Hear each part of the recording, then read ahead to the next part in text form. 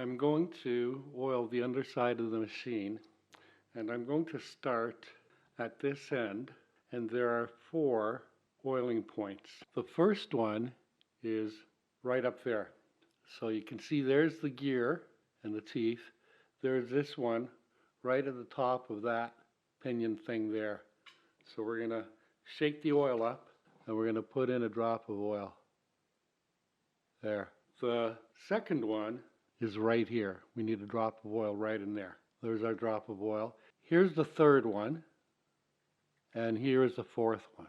So those are all the oiling points at this end of the underside. Now we're going to, here I am applying grease to the meshed gears at this end as the cleaning progresses. So there, that's that gear done.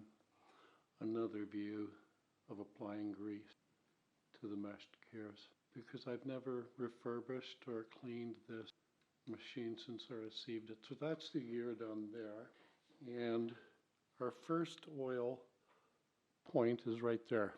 So we'll put a drop of oil like that. There's a drop point in there. So our next bit needs to go right there, like that. And then our next 2, one goes here, and then the last one goes here. And that's the oiling at this end. Now we'll go to the other end.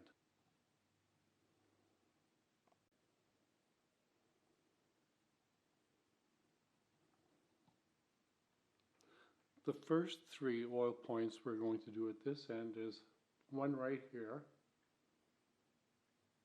That's the first one. Second one is there. That was right there. And the third one is right there. And then the fourth one is going to be up here and there. There, I may have over oiled it a bit, but I'd better, at this point, it's okay to over oil, because the oil is going to be reduced and cleaned as this machine goes into operation, when it's ready to go to working status. So that's the bottom. This is an aside, but I'm just wiping down the gears and the oil points here, because I've done about 5 or 6 takes. So all of this stuff has been over oiled. So anyway, as I was saying before, I was so rudely interrupted by my dropping parts.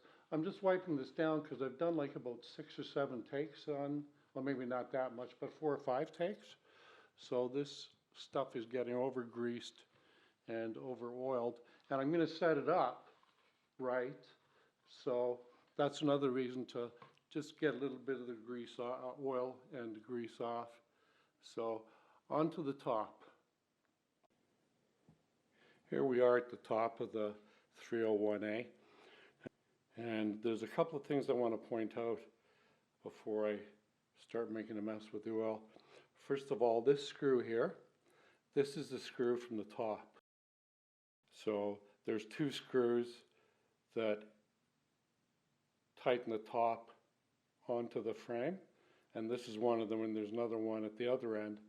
And so I replaced these screws so they won't get lost. And I'm just going to give that little screw I'm going to take the screw out and give it a little bit of oil and then replace it. And then when I go to put the top on, it's been oiled, and I'm not going to have to worry about it for another 50 or 75 years. So there, we'll put that back in there. And so that's all got basically serviced. The other oil, the other thing I want to point out before we get to the oiling is that here is a deflector or a protector or a shield. And this just slips in and out. And you can see here that one of the things that this deflector or shield does is it protects from all the grease and oil that is flying off that gear. As you can see, it's pretty messy. And this thing, this channel, is for this cord coming from the light. So that is very portable. We can move it ourselves and put it back in. And there, whoopsie daisy, I guess I pressed harder than I should have, or it wasn't quite lined up correctly. There, that feels better. And then we'll just put that in there like that. So that's how that works. So here's one of the places I'm going to oil. Here's another one. And then I'm going to move to the other end.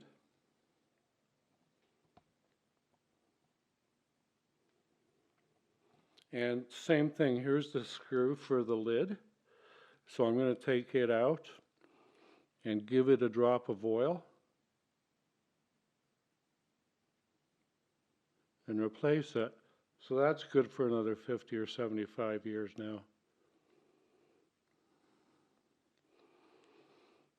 And then we also have to oil right in there. And we have to oil in there. And we have to oil down there. So that's the top done. One final note, the motor requires no oiling in this job. Just wanted to clarify that. The next area to oil is behind the front faceplate. And on this sewing machine, it's really easy to open. You just pull it open and you're in. There's no screws or things to come off or anything like that. We'll start at the top. There is one here. There, that'll allow us to see it a little better. And we'll go in a little closer.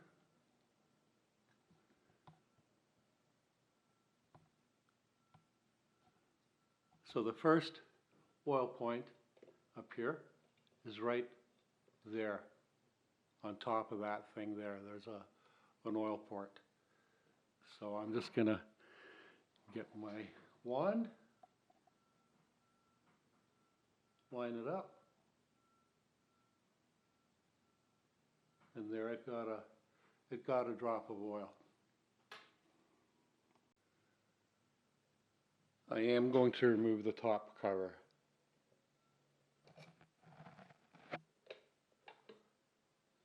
There. Removing the top cover also allowed me to entirely remove the front plate. And that opens it up so that we can see better what I was discussing earlier.